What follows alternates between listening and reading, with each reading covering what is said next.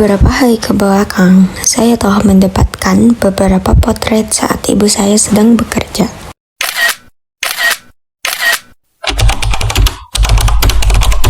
Kegiatan yang dilakukan di kelas waktu itu, saya mendampingi siswa-siswa dalam kegiatan proyek pengembangan profil pelajar Pancasila.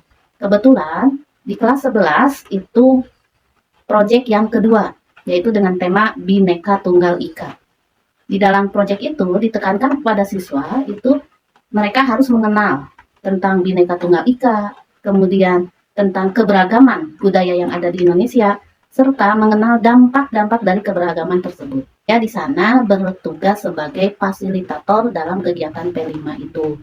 Di mana dalam kegiatan P5 itu, kami di sekolah ada yang ditugasi sebagai koordinator, ada juga yang ditugasi sebagai fasilitator.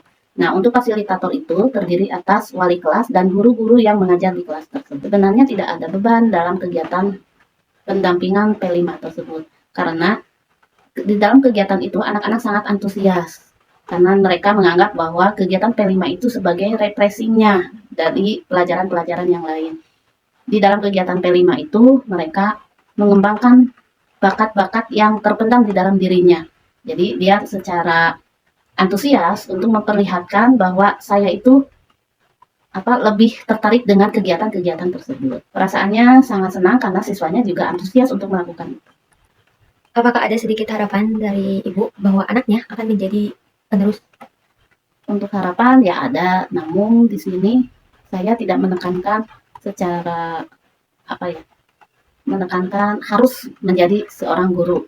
Tetapi di sini ya dikembalikan lagi sesuai dengan minatnya. Karena sesuatu yang dipaksakan itu tidak akan menghasilkan hasil yang baik. Asik. Harapannya mudah-mudahan bisa menggapai cita-citanya dengan lancar, mudah, dan ya pokoknya bisa apapun yang diharapkan walaupun tidak disebutkan bisa tercapai dengan baik. Amin. Oke, aku akan menjelaskan pencapaianku di semester 1. Jadi, di semester 1 kemarin jujur banyak pencapaian yang aku dapatkan. Dan itu bisa membuat aku bersyukur sebanyak-banyaknya karena aku bisa mencapai hal-hal itu yang mungkin tidak sama sekali bisa aku bayangkan. Di semester 1 kemarin, yang pertama pencapaianku adalah aku bisa menang LCC Geografi juara 1. Itu salah satu pencapaianku di semester 1 yang membuatku bersyukur sebanyak-banyaknya. Karena waktu tahun lalu di kelas 11, aku diajak untuk LCC Geografi. Namun hanya sampai semifinal karena ada salah menjawab di soal terakhir dan itu cukup menyesalkan. Karena jawaban kita sebenarnya sudah benar, tapi di detik-detik terakhir kita ubah lagi jadi jawabannya salah dan kita nggak masuk semifinal, nggak masuk final gitu. Dan itu jujur nangis aku karena merasa kayak ya Allah gagal gitu. Terus aku bertekad untuk ya Allah semoga aku memberikan piala untuk sekolahku gitu. Semoga aku bisa tahun depan. Ternyata tahun depannya bawa kelas 12 ikutan dan aku ikutan bersama timku yaitu Asia di kelas 10 dan Raihan dari kelas 11. Dan alhamdulillah kita mendapat juara 1 LCC Geografi dan itu jujur tidak ada di benakku untuk LCC lagi gitu karena aku berharap aku dulu berpikir kelas 12 itu susah untuk susah untuk mendapatkan lomba lagi gitu dan guru dan ibu Ita pun berkata kalau kelas 12 tuh nggak bisa ikut gitu. Ternyata waktu kemarin ada kebijakan baru dan kelas 12 bisa ikut. Ternyata aku dipilih oleh ibu Ita lagi untuk ikut lomba tersebut dan alhamdulillah kami menyumbangkan piala dan aku menyumbangkan piala pertama untuk sekolahku yaitu SMAN 1 Singaparna itu juara 1 LCC Geografi. Terus pencapaian yang kedua adalah aku bisa belajar oleh ibu Ida. Terus karena yang aku bayangkan aku tidak akan bisa belajar dengan ibu karena usia ibu dulu kan mama belajarnya sama ibu Ida, jadi aku merasa kayaknya ibu Ida udah keburu pensiun gitu. Terus ternyata aku masih bisa belajar dengan ibu Ida dan itu jujur termasuk pencapaian dari diriku. Bisa belajar dengan ibu Ida, bisa bertukar pikiran kayak ternyata sama ini yang diceritain oleh mama itu aku rasain, benar-benar aku rasain seperti itu. Terus tapi aku belajar dengan ibu Ida cuma 1 semester, tapi itu memberikan kesan dan kenangan yang cukup banyak dan aku nangis parah waktu ibu pamitan untuk pensiun. Lalu pencapaian yang selanjutnya adalah teman-teman dekatku yaitu Alia, Azkia juga Sofa mendapat peringkat masuk 10 besar. Jadi kita masuk 10 besar alhamdulillah dan yang paling gongnya itu tiga besar dari teman dekatku. Alhamdulillah. Jadi aku juara 1, Ai juara 2, dan Azga juara 3, Sofa juara 10. Jujur itu aku bangga banget sama teman-temanku, dan jujur pencapaianku karena aku sih lebih tepatnya aku suka ngubah bio grup kayak semoga tahun depan kita ini semoga, dan alhamdulillah bio grup kita itu selalu terwujud, dan terakhir kemarin di semester 1 kita bisa masuk 10 besar bareng-bareng, dan yang paling gongnya itu 3 besar oleh teman dekatku gitu. Alhamdulillah. Terus pencapaianku selanjutnya adalah apa ya? Hmm, aku berpikir terlebih dahulu.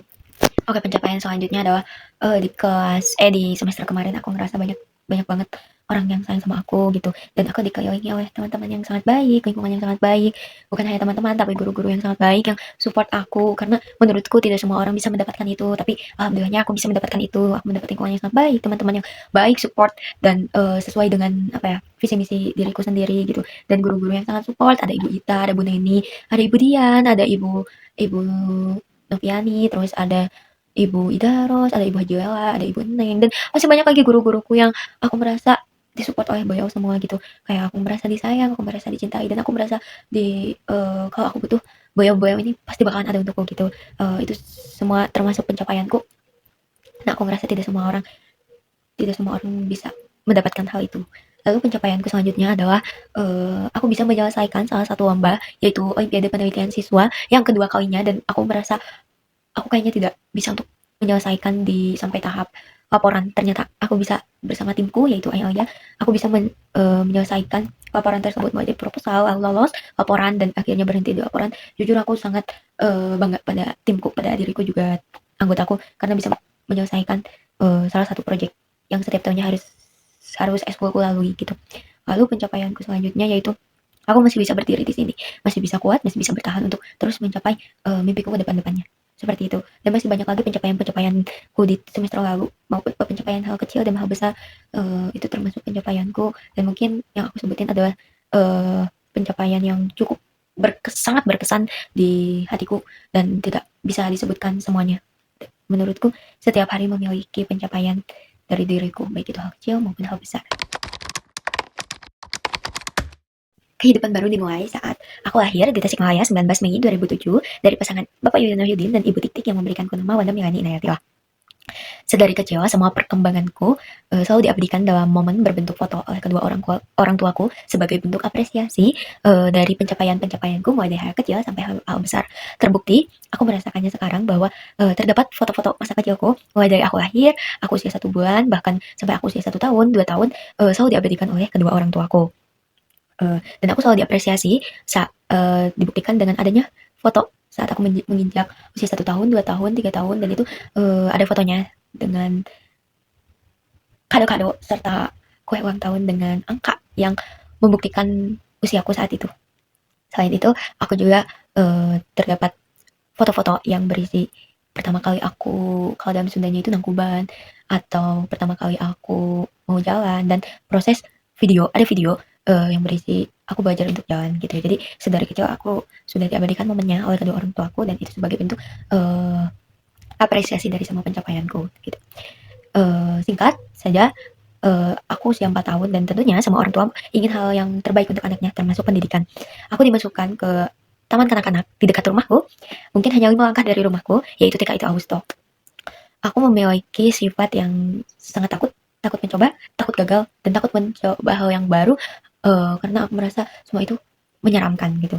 Dan aku masuk TK itu ditungguin oleh wawaku.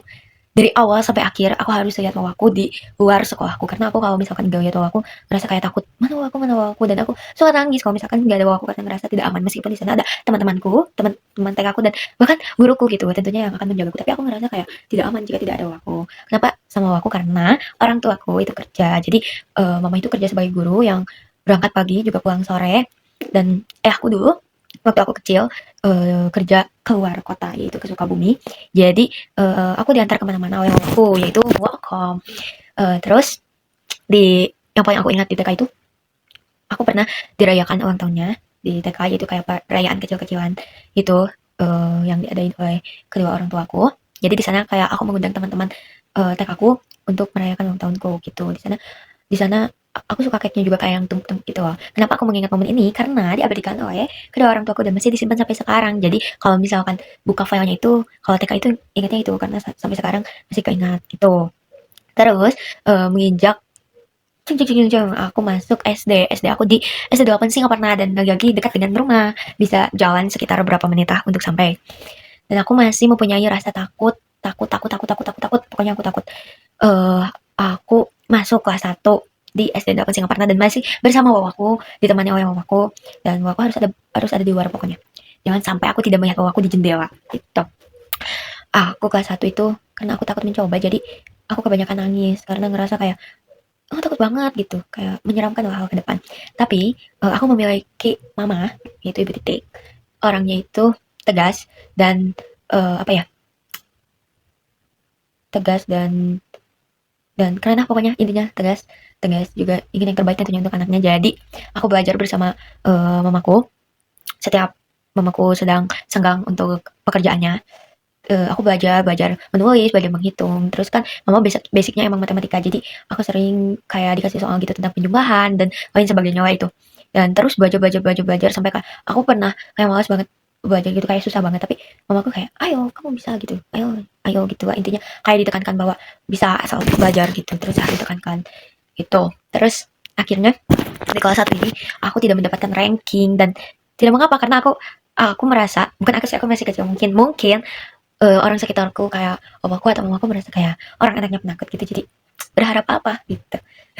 Dan lanjut di semester 2, aku udah mulai kayak belajar inilah, kayak seru seru seru untuk belajar, tapi tetap aku tuh masih takut untuk memulai hal baru dan takut orang gitu, takut lingkungan gitu. Jadi di semester 2 aku bisa mendapat rankingnya itu ranking berapa ya, 12, 6, ranking 6. Terus aku menginjak kelas 2, aku udah mulai kayak mempunyai ambisi untuk belajar dan mendapatkan peringkat yang terbaik, karena aku merasa mempunyai kepuasan tersendiri ketika kita bisa mencapai sesuatu.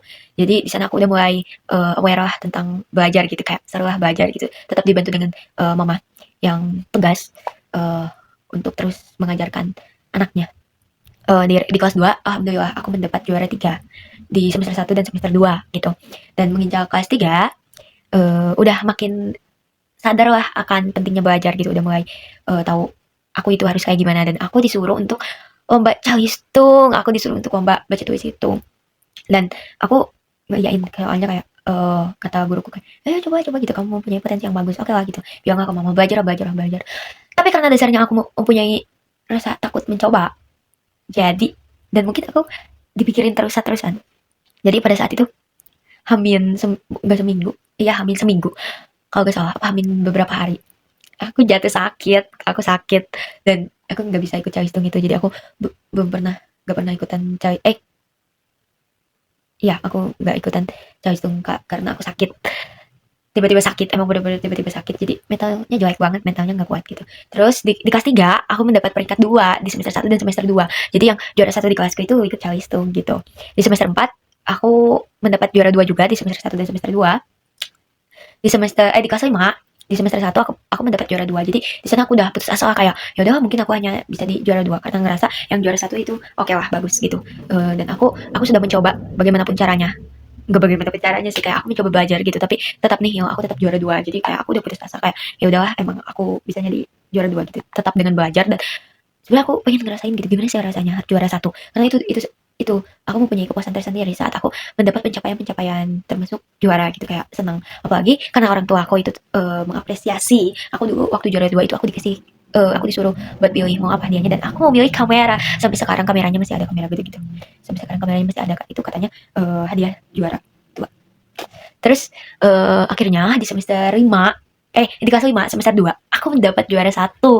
Itu nggak ada di benakku sama sekali sih, mungkin gara-gara aku sudah berserah diri kepada Allah, kayak udah pasrah, kayak udah gak akan mungkin aku bisa juara 2 gitu. Jadi kayak aku udah pasrah, terus ternyata aku juara 1 itu kayak gitu, sangat-sangat senang sekali sih itu. Akhirnya aku bisa juara 1, dan semester 6 aku juga masih mempertahankan juara 1 gitu. Sampai sekarang aku masih ingat guru-guru SD ku karena beliau baik-baik gitu. Jadi sampai sekarang aku masih ingat.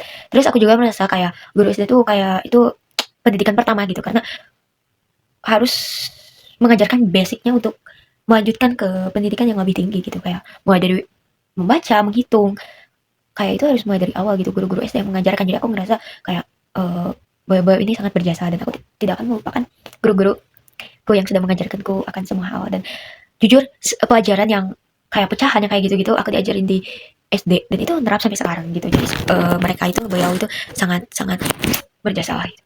Terus menginjak SMP, aku SMP di SMPN 1 Singaparna, SMP favorit di Singaparna. Di sana tentunya aku mempunyai ambisi yang sangat besar dan ingin mempertahankan prestasiku. Tapi di sana aku sangat takut karena teman-teman yang baru, dan tentunya pasti setiap sekolah mempunyai mempunyai juaranya sendiri gitu loh. Pasti bisa saja aku sekelas dengan orang yang dulu di sekolah dasarnya memiliki prestasi yang bagus, juara 1 dan lain sebagainya yang lebih baik dariku. Jadi aku masih takut untuk mencoba. Tapi aku berpikir aku harus bisa mencoba. Karena aku mempunyai keinginan untuk juara 1, jadi aku mencoba terlebih dahulu. Tapi dari sana aku sudah beberapa kali berbicara kepada orang tuaku kayak jangan berekspektasi lebih ya gitu. Jangan jangan jangan ingin anaknya juara 1 gitu lah, udah pesimis dari awal. Ternyata alhamdulillah aku bisa mempertahankan juara 1 di sekolahku di SMPN 1 Singaparna. Dari kelas 1 sampai kelas 3, alhamdulillah 6 semester aku bisa mempertahankan juaraku gitu. Terus aku masuk di SMA. Oh iya, aku itu dua bersaudara sebenarnya. Tiga bersaudara, cuman adikku yang kecil sudah meninggal gitu. Aku selesaikan dulu sekolahku baru aku berbicara tentang adikku. Oke. Jadi aku masuk sekolah di SMAN 1 Singaparna. Jadi dulu aku masuk pakai jalur rapot, dan waktu masuk SMP pun aku pakai jalur rapot. Dan SMA alhamdulillah aku masuk pakai jalur rapot juga. SMA tentunya aku harus lebih dewasa, lebih bisa berpikir lah gitu. Jangan mau diuapan terus gitu. Tentunya kalau misalkan SMP aku juara 1 bisa mempertahankan sampai akhir. Aku berharap aku SMA pun bisa mempertahankan hal itu. Tapi lagi-lagi aku berkata kepada orang tuaku untuk tidak berekspektasi lebih kepada aku gitu. Jadi aku sekelas dengan teman-teman yang sekarang, teman-teman yang waktu di SMP-nya memiliki prestasi, bahkan di SMP-nya pun sama denganku juara 1 gitu. Aku makin pesimis. Bahkan teman-temanku yang sekelas ini ada yang dulunya di SMP itu banyak piala gitu, sedangkan aku nggak punya piala sama sekali gitu, kayak pesimis lah gitu. Tapi aku mencoba dengan cara aku sendiri untuk belajar untuk segalanya, bagaimana caranya agar aku bisa juara 1 tapi dengan cara halal. Dan aku belajar aku kelas 10 itu banyak nangis, emang kayak ya Allah, ini capek banget, ini bagaimana kok bisa SMA capek ini, kayak capek banget. Soalnya masa transisi dari SMP ke SMA, SMP yang kayak masih disuapin gitu sama gurunya, kayak tugasnya udah bisa tidur dengan tenang. SMA mana bisa tidur dengan tenang karena banyak banget tugas, aku ngerasa banyak banget tugas. Jadi itu masa transisi dan aku banyak banget nangisnya kayak ya kenapa ini capek banget, tidak aku harus kayak gimana gitu. Jadi emang secapek itu. Jadi bingung dan emang harus putar otak untuk cari cara bagaimanapun caranya. Dan alhamdulillahnya aku bisa mempertahankan rankingku, yaitu juara 1 itu. Aku kelas 10 pertama kali itu aku senang kebangetan dan nangis karena aku bisa ternyata aku bisa juara 1 di SMA bersaing dengan teman-temanku yang emang pada keren-keren gitu. Dan alhamdulillah sampai sekarang aku bisa mempertahankan mempertahankan juaraku gitu, juara 1 alhamdulillah. Dan mudah-mudahan pencapaianku itu bisa bisa memberikan hadiah kepada kedua orang tuaku, bisa membuat mereka bangga gitu. Itu cerita singkat dari perjalanan sekolahku untuk orang tuaku, untuk keluargaku. Jadi tadi aku mempunyai 3 bersaudara, tapi sekarang 2 bersaudara. Aku dengan adikku yang pertama itu bedanya 10 tahun. Sebenarnya aku sudah berpikir untuk tidak akan mempunyai adik, aku menjadi anak tunggal. Tapi ternyata alhamdulillahnya dikasih oleh Allah, yaitu adik aku yang pertama yang benar-benar sekali jam aman, sekarang itu sedang kelas 2 gitu. Aku tuh sedih banget soalnya aku kayak diledek gitu, kayak mana adiknya, jadi aku mau adik, aku pengen adik gitu, aku pengen punya temen gitu. Ternyata alhamdulillah aku ternyata dikabulin oleh Allah Subhanahu wa taala, yaitu jarak usianya itu 10 tahun, beda 10 tahun. Terus adik aku yang kedua itu waktu aku SMP beda 14 tahun 13 tahun gitu. Dan laki-laki juga, namanya Farisi Sam Ramadan, tapi ada ini dari lahir emang mempunyai kelainan yaitu Down syndrome gitu. Jadi anak spesial, adikku yang spesial gitu. Dan adikku ini harus makan obat setiap harinya dan tidak boleh telat. Itu tidak boleh telat sama sekali, dan suka makan obat setiap pagi. Juga setiap bulan itu harus konsul, setiap 2 bulan sekali itu harus ambil darah untuk bagaimana perkembangan penyakitnya gitu, membaik atau tidak. Dan adikku ini menghembuskan napas terakhirnya pada bulan Januari di tahun 2022 gitu. Jadi aku sekarang 2 bersaudara. Dan kemarin ayahku ini sudah bertarung dengan penyakitnya selama beberapa hampir 1 tahun bertarung dengan penyakitnya, dan akhirnya menghembuskan nafas terakhirnya pada 2024 kemarin, kalau tidak salah di bulan September, atau ya kalau tidak salah di bulan September, mengembuskan nafas terakhirnya di rumah sakit. Dan aku yakin itu yang terbaik dari Allah untuk keluarga aku. Jadi sekarang aku, keluarga kita ada 3, ada adik aku, adikku, dan mamaku, ibuku, ibu Tik-Tik gitu. Mungkin itu perjalanan singkat dari diriku. Intinya sampai sekarang aku itu masih mempunyai mental tahu, yaitu takut gagal, takut mencoba. Tapi alhamdulillah sudah sedikit-sedikit bisa tidak terlalu dipikirkan. Soalnya dulu aku takut akan hari esok dan suka dipikirkan hari esok, emang kepikiran. Tapi alhamdulillah sekarang sedikit-sedikit mempunyai motivasi, juga kata-kata bahwa sebenarnya tidak perlu dipikirkan terlalu dalam. Baik, mungkin menurutku semua orang sekarang ini hanya bercita-cita ingin keterima di PTN yang diimpikan. Salah satunya diriku sendiri. Mungkin cita-citaku sekarang adalah ingin keterima PTN di jurusan juga PTN yang aku inginkan. Karena video ini akan ditonton oleh ibu, jadi aku berani untuk mengungkapkan keluh kesahku tentang impian. Jadi sebenarnya aku ini orangnya seperti tes citra bilang ada generalis, tidak terlihat menonjol di salah satu pelajaran, dan itu minusnya untuk diriku sendiri. Aku bingung untuk menentukan jurusan yang terbaik untukku, karena merasa jika jurusan ini lebih fokus ke ini, jurusan ini lebih fokus ke ini, dan itu kan menjurus gitu. Sedangkan aku merasa aku tidak unggul dalam pelajaran tertentu gitu, aku rata gitu, tidak unggul, dan itu sangat dilema, sangat dilema, dan aku sangat bingung sebenarnya. Mungkin sampai sekarang masih bingung sebenarnya passion di diri aku ini apa, aku ini kemana. Tapi mudah-mudahan ini yang terbaik dari Allah Subhanahu Wa Taala, ini jawaban dari Allah Subhanahu Wa Taala. Aku ingin masuk PTN-nya Institut Pertanian Bogor, jurusannya aktuaria. Semoga Allah bisa mengabulkan lewat jalur SNBP sekarang, dan keterima yang bisa menjadi peluang untuk adik-adikku ke bawahnya jika nanti mau masuk IPB University, seperti itu. Aku berharap banget bisa masuk SNBP, meskipun sebenarnya tidak boleh berharap masuk SNBP, tapi hati mungilku berkata aku ingin keterima SNBP. Dan sebenarnya sudah pesimis dari sekarang karena ngerasa belum ada yang tembus ke sana. Ada teknik lewat jalur SNBT, dan SNBP itu susah untuk masuk ke sana. Aku berharap aku bisa membukanya untuk adik kelasku, juga untuk diriku sendiri, dan mudah-mudahan itu adalah jurusan yang terbaik dari Allah, dan itu sudah jawaban dari Allah untukku, seperti itu. Mudah-mudahan ya Allah, amin. Aku ingin banget, amin.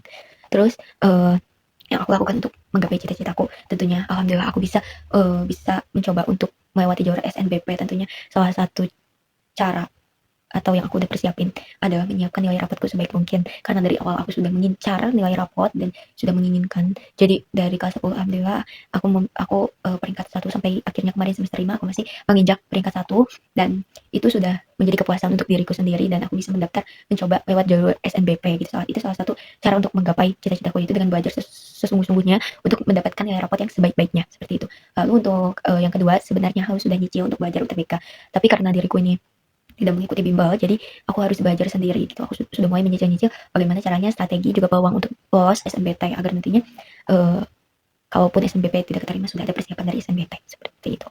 Lalu apa lagi ya, tentunya minta doa dari kedua orang tua, juga dari keluarga, karena di sini aku hidup bersama orang tua, sama mama dan adikku, juga nenek kakekku, dan aku sudah menganggap mereka sebagai kedua orang tuaku juga, karena aku merasa aku sudah banyak merepotkan mereka, dan aku harus membahas juga. Jadi aku juga minta doanya kepada mereka, mamaku, nenekku, dan juga kakekku, wawaku, untuk yang terbaik untukku, untuk selalu mendoakanku, karena tanpa beliau aku bukan apa-apa. Lalu yang selanjutnya yaitu berdoa dengan sungguh-sungguh, juga menjalankan semua perintah dari Allah. Mungkin rasanya seperti ada maunya, tapi jika tidak kepada Yang Maha Esa, kepada siapa lagi kita harus meminta tolong gitu. Jadi berdoa kepada Allah Subhanahu Wa Taala, meminta pertolongan, meminta bantuan, mengeluh kesahkan semua hal itu yang terbaik gitu, dan selalu menjalankan semua perintah yang Allah suruh, mulai dari sholat, sunnahnya makin dipergiat, insya Allah. Mungkin sejauh ini saya bisa menyebutkan itu untuk cara saya menyiapkan dan menggapai cita-cita saya. 12 tahun ke depan itu berarti usia aku sekarang kan 17 tambah 15 32 ya, 32. Untuk 15 tahun ke depan aku sudah bekerja menjadi aktuaris yang memiliki gaji cukup tinggi, lebih dari 50 juta maybe, untuk nanti sudah menjadi aktuaris aktuaris profesional. Sudah menjadi aktuaris profesional yang memiliki gaji 50 juta ke atas, juga sudah berumah tangga, yang memiliki suami yang penyayang, baik hatinya, soleh, mengerti agama, yang dapat membimbing, tidak kasar, ganteng, tinggi, berkacamata, terus cakep awaknya, terus baik ke keluargaku, terus ke anak-anakku, mengerti istrinya, terus selalu ada di posisi istrinya, terus baik hati, selalu membantu pekerjaan istrinya, terus suaminya memiliki pekerjaan yang gajinya di atas istrinya, bisa menghidupi keluarga dengan baik, memiliki problem solving yang sangat baik, juga memiliki ibu yang baik juga. Jadi aku mendapatkan mertua yang sangat baik, yang sangat sayang, yang sangat cinta kepada diriku layaknya anak sendiri, seperti itu. Dan pada 15 tahun ke depan, aku bersama suamiku itu sudah dikaruniai anak yang lucu, yang gemes, yang solehah, yang cantik, yang ganteng, yang pintar banget, yang nantinya akan membanggakan kedua orang tuanya, yang solehah, yang bakalan ikutan lomba dan selalu menang, seperti itu. Dan kita hidup sebagai keluarga yang cemara, gitu. Aku, suamiku, juga anak-anakku, gitu. Aku itu pengen punya anak yang kembar, kayak lucu, gemoy gitu. Tapi aku pengen rata antara cowok-cowok, tapi anak pertamanya pengen cowok karena biar mengayomi adik-adiknya, seperti itu. Terus aku hidup cemara, harmonis, baik, tidak ada masalah apapun itu. Jika kalau ada masalah bisa diselesaikan dengan baik, dengan kepala dingin, juga mempunyai rumah sendiri yang nyaman, yang bagus, yang estetik, intinya nyaman untuk keluarga kami, juga luas besar, tergantung dengan isi anggota kami. Terus apa lagi ya, udah sih itu intinya. Aku, oh iya, 15 tahun ke depan itu aku udah haji bersama keluargaku. Terus nanti tuh nanti tuh 15 tahun ke depan tuh kita tuh sering kumpul gitu bersama adikku, bersama Aca juga mungkin sudah berkeluarga gitu ya. Aca sudah berkeluarga dan sudah punya anak, terus nanti kita sama mama gitu kayak bareng-bareng gitu, lucu, semoga bisa. Dan intinya itu sih, seperti itu. Dan aku mempunyai keluarga dari pihak suamiku yang sangat baik dan menganggap aku sebagai keluarganya, bukan orang asing, seperti itu. Untuk Wanda itu kelihatannya tidak lepas dari HP. Berarti itu sangat berpengaruh terhadap diri Wanda. Itu ya berpengaruh, dan berpengaruhnya positif dan negatif. Negatifnya itu ya ini, matanya tambah minyak terus. Tapi lebih ke positif kan? Positifnya ya alhamdulillah, karena kalau belajar lebih senang dengan YouTube daripada dengan ibunya. Kenapa tuh? Ya nggak tahu. Jadi iptek sangat berpengaruh terhadap pencapaian ataupun intinya di sini menurut di diri Wanda, iptek sangat berpengaruh ke hal yang positif, sudah dibuktikan oleh ibu saya. Semoga harapan, cita-cita, serta doa yang ibu saya panjatkan dan ibu saya inginkan bisa tercapai. Amin. Sekian dari saya, Wanda Melani Nayatila bersama ibu saya. Wassalamualaikum warahmatullahi wabarakatuh.